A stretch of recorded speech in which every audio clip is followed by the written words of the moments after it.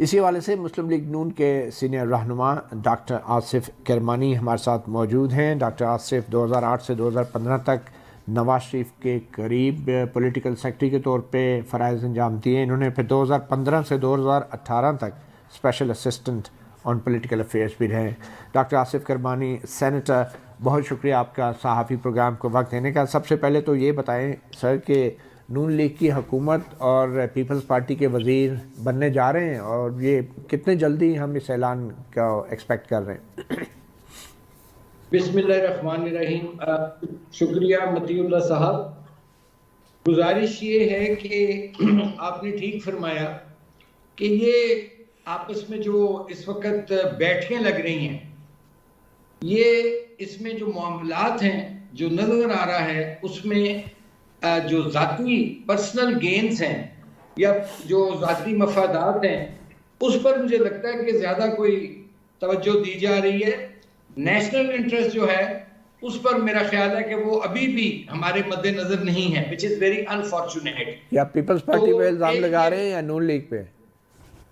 मैं ये कह रहा हूँ जी कि इस वक्त पाकिस्तान के जो रियल इश्यूज थे और जिस किस्म का मुनक़सिम मैंडेट आया है उसके बाद तो होना ये चाहिए था कि बजाय अलग-अलग सर पकड़ कर बैठने के तमाम लोग सर जोड़ कर बैठते और जो पाकिस्तान के रियल इश्यूज हैं, जो कॉमन मैन का इशू है, गरीब मिडिल क्लास का, जॉबलेस जो आपका मिडिल क्लास का यूथ है, उसके लिए आप कोई आगे बढ़ते और एक जल्दी से किसी ना किसी कंसेंसस पे पहुंचते।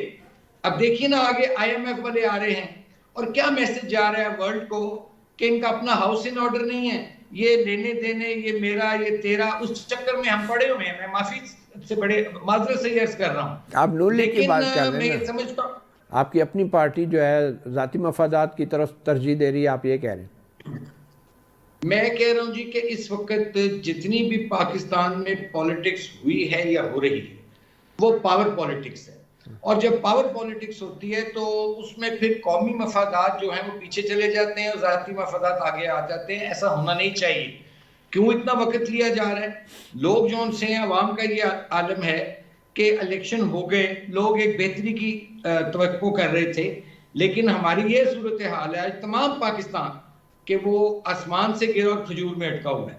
तो मैं समझता हूं कि इस वक्त ये लीडरशिप का इम्तिहान है कि हमें अपने अपने जाती जो हमारे खौल हैं या हमारी अनाएं हैं उनसे हमें बाहर निकलकर सिर्फ और सिर्फ पाकिस्तान का सोचना होगा और पाकिस्तान के अवाम का सोचना होगा। करमानी साहब ये तो आप एक टेक्नोक्रेट की ज़ुबान बोल रहे हैं, क्योंकि आपने इलेक्शन तो लड़ा नहीं है और शायद आपने लड़ना भी नहीं था, तो इसलिए आप एक सेनेटर और एक टेक्नोक्रेट की तरफ पावर पॉलिटिक्स को देखते हैं। हालांकि ये इतनी बुरी नहीं होती और ये एक सियासी अमल का हिस्सा है, मुज़ाकरात करना, निगोशिएशन करना। बट एनीवे, ये तो सिर्फ उन लोगों को ज़्यादा अंदाज़ा होता है पॉलिटिक्स का जिन लोगों ने वोट लेने होते हैं। आपने कभी इलेक्शन नहीं लड़ा है? सच मैंने इलेक्शन लड़ा ज़रूर नहीं है, लेकिन मैंने इलेक्शन जो से उसकी कैंपेन भरपूर की है। मैंने लोगों के लिए इलेक्शन लड़ा है। मैंने गिलगित में इलेक्शन लड़ा पार्टी के लिए, अल्लाह ने कामयाबी दी। मैंने हरिपुर में इलेक्शन लड़ा, पीटीआई की गवर्नमेंट थी वहां 2015 में, उनसे हम सीट छीन कर रहे हैं उनकी। चलें, अच्छी बात है। आपका एक्सपीरियंस नहीं, आपका एक्सपीरियंस काफ़ी है। अब ये बताएं, नून लीग की मजलिस आमला किधर है? पीपल्स पार्टी की भी सेंट्रल एग्जीक्यूटिव कमेटी की मीटिंग हो रही है, इवन के जमात इस्लामी की हो रही है, पीटीआई की मीटिंग होती है। ये नून लीग की मजलिस आमला किधर है? चंद लोग बैठ के फैसले कर रहे हैं, कभी मरी में, कभी रायवन में। ये होना तो ये चाहिए कि जैसे मुस्लिम लीग में एक मिसाल थी कि कायद आज़म कोई भी फैसला करते थे तो वो सेंट्रल वर्किंग कमेटी से पूछे बगैर नहीं करते थे। आइडियल सिचुएशन और आइन के मुताबिक तो कोई भी फैसला क्या हो रहा है, खासतौर पे जो कौमी मीटिंग पर वर्किंग कमेटी को कॉन्फिडेंस में लेना चाहिए। सही, क्यों नहीं हो रही मीटिंग सेंट्रल एग्जीक्यूटिव कमेटी की, नून लीग की? ये तो इसका तो जवाब जौन सा है, हम तो चाहते हैं हो ताकि मैक्सिमम मुशावरत हो, लेकिन इसका जवाब जो है वो क़यादत या फिर पार्टी का सेक्रेटरी जनरल दे सकता है। अच्छा, अब ये बताएं क्यों कि नहीं की जा रही? नहीं, ठीक है, आप ये बताएं कि नवाज शरीफ साहब जो वापस आए तो एस्टैब्लिशमेंट से क्या डील हुई है उनकी? देखिए, मैं इसको डील नहीं कहूँगा, जो भी हुआ है कि आप डील ना कहें, लेकिन कुछ हुआ जरूर है, तो वो बता दें क्या हुआ है एस्टैब्लिशमेंट और नवाज शरीफ के बीच। आप उसको डील कह रहे हैं, लेकिन मैं समझता हूँ कि मियां साहब के बाद पाकिस्तान 2018 से बिलखसूस जिस तरह बतदरीज माशी तौर पर भी और एक बड़ी तेजी से नीचे की तरफ गया, और उसके बाद लोगों को रियलाइज हुआ कि कम से कम नवाज शरीफ का जो दौर था 2013 से 17 और 18 तक, उसमें पाकिस्तान में महंगाई भी कंट्रोल में थी, इतना कोई लोग अफरा तफरी भी नहीं थी, लेकिन मायूसी नहीं थी। एस्टैब्लिशमेंट का किरदार कैसा देखते हैं मियाँ साहब की वापसी में?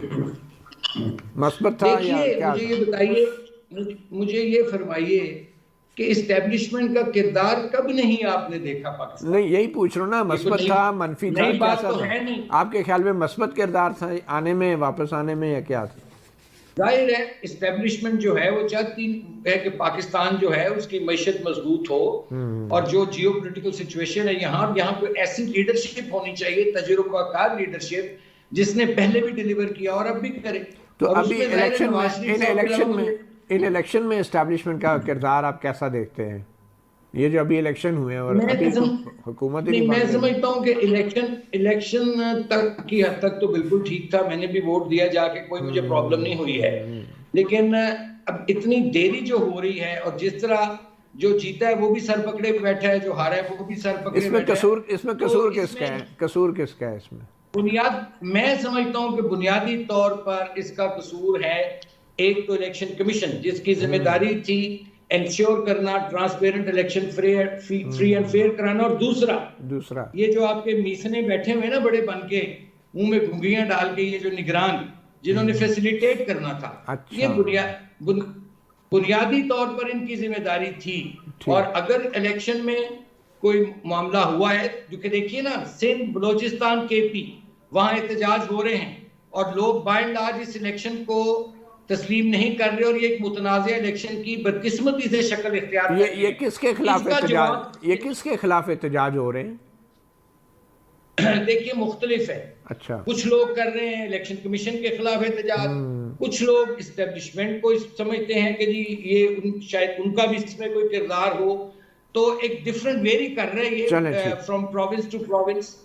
अच्छा, आज आपके जो सेनेट है, आपका ईवान, क्योंकि आप भी उसके मेंबर हैं और आप भी शायद अब रिटायर होने वाले हैं, तो उस ईवान में जो धांधली के हवाले से कुछ बातें वो आपको सुनाते हैं और फिर आपकी तरफ आते हैं।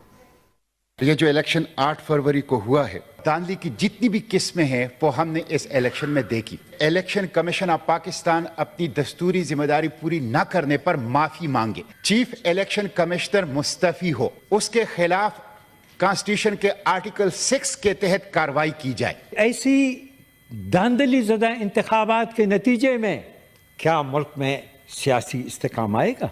क्या मुल्क में मुआशी इस्तेकाम आएगा? मेरा तो पुरजोर मुतालबा है कि चीफ इलेक्शन कमिश्नर को गिरफ्तार करके इनके खिलाफ आइन शिकनी का मुकदमा चलाया जाए। तो आप क्या कहते हैं, इलेक्शन कमिश्नर को इस्तीफ़ा दे देना चाहिए, आइन शिकनी का मुकदमा भी दर्ज होना चाहिए, इस आपके ख्याल में ये होना चाहिए? देखिए मती भाई, बात ये है कि जहां इतनी आवाजें उठ रही हैं, इसका मतलब है दाल में कुछ खाना है।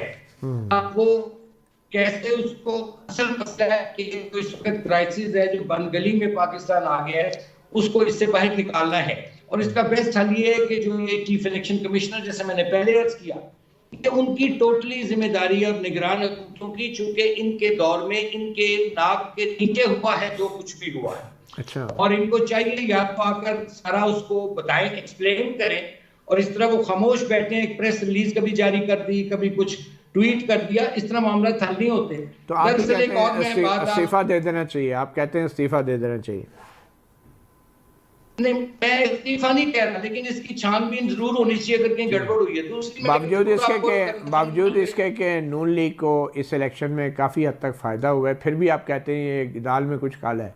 नहीं, हमें क्या फ़ायदा हुआ जी? हमारे तो अपने लोग लूज कर गए, हमारे अपने लोग हार गए, जिनके बारे में तवक्को थी कि वो जीतेंगे, वो हार गए। हम तो खुद आपके ख्याल में उनको किसने हराया है?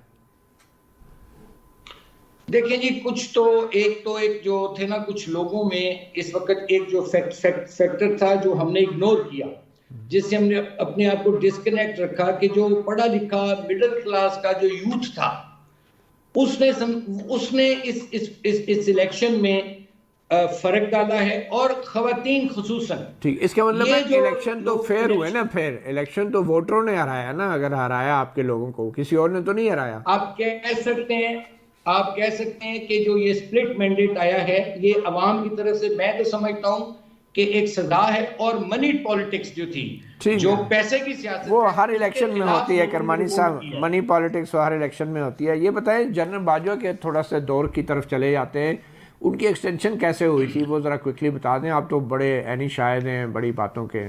देखिए, बाजवा साहब की जो एक्सटेंशन है जी, उसका मैं डायरेक्ट तो मुझे नहीं मालूम, लेकिन इतना मुझे मालूम जरूर है कि उसमें जाहिर है जब इतनी बड़े ओहदे के लिए कोई अपॉइंटमेंट होनी होती है तो लॉबिंग तो होती है।